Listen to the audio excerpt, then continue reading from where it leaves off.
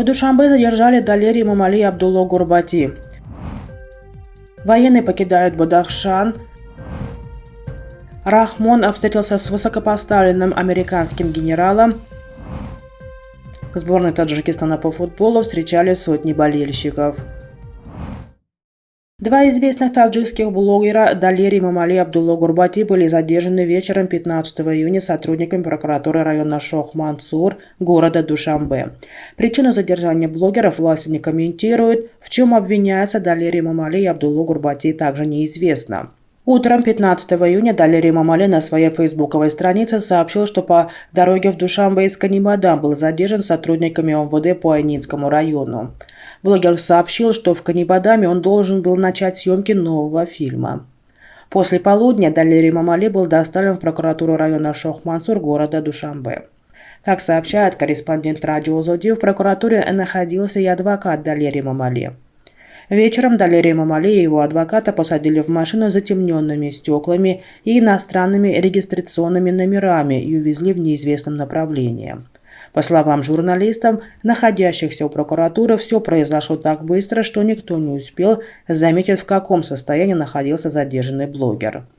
Около 16 часов вечера того же дня в прокуратуру района Шох-Мансур был приглашен другой журналист и блогер Абдулло Гурбати, соавтор репортажа Далера Мамали.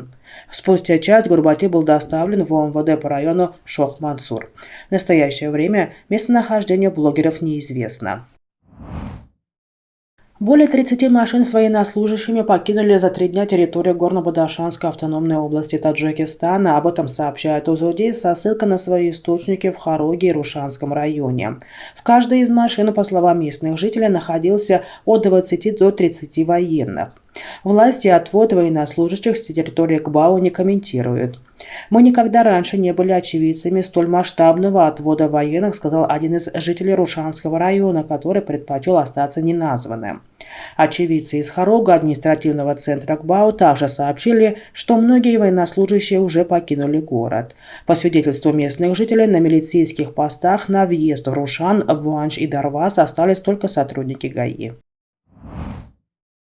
Президент Таджикистана Эмомали Рахмон вчера, 15 июня, во Дворце нации провел встречу с командующим Центральным командованием Вооруженных сил США генералом Майклом Эриком Куриллой.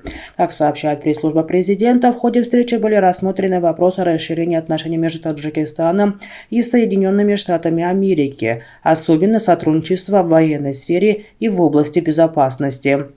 Стороны также обменялись мнениями о текущей ситуации в регионе и мире, борьбе с терроризмом и экстремизмом, незаконным оборотом наркотиков и другой транснациональной организованной преступностью, резюмирует пресс-служба президента.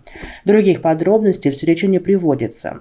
Командующий Центральным командованием Вооруженных сил США генерал Майкл Эрик Курилла – это третий уже высокопоставленный американский чиновник, который посещает Таджикистан за последний месяц.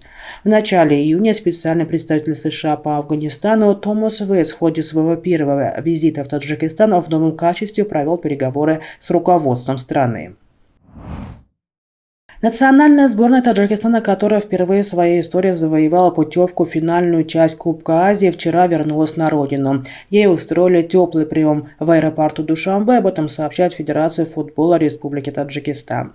Десятки представителей СМИ, а также сотни болельщиков пришли в международный аэропорт Душанбе, чтобы поприветствовать национальную сборную Таджикистана. В международном аэропорту Душанбе делегацию сборной встретили руководство ФФТ и Комитета по делам молодежи и спорта при правительстве. В заключительном туре отборочного Кубка Азии 2023 национальная сборная Таджикистана 14 июня сыграла в ничью со сборной Кыргызстана и заняла первое место в группе F. А в другом матче группы Мьянма проиграла Сингапуру со счетом 2-6. А ранее в первых двух матчах отборочного раунда сборная Таджикистана обыграла команды Мьянмы 4-0 и Сингапура 1-0. Таким образом, сборные Таджикистана и Кыргызстана набрали по 7 очков и пробились в финальную часть Кубка Азии.